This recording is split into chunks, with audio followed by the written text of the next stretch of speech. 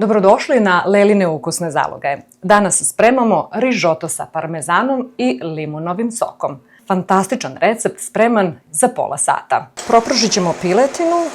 Dok se piletina sprema, ja ću pripremiti 2 glavice crnog luka. Znači piletinu odlažemo na tanjir. Sada ćemo dodati malo maslaca, 50 grama maslaca, ne više. I sada ćemo da propržimo luk. Beli luk ćemo izgnječiti, kratko ćemo da propržimo.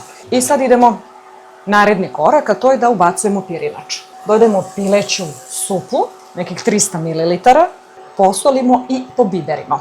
A za to vreme ćemo iseckati piletinu. Piletinu stavimo u tiganj. Dodati 2 kašičice senfa, naseckat ćemo malo peršuna, dodajemo malo pavlake za kuvanje, zatim sok od jednog, odnosno pola limuna, zavisnosti od toga koliki je limun. I ide naravno završnica, a to je parmezan. Odozgo ćemo dodati malo peršuna. I evo, bukvalno nakon pola sata, naš fantastičan kremasti rižoto je spreman. Kao što sam i na samom početku rekla, tražimo recepte koji su jednostavni i brzo se spremaju. Ovo je jedan od njih.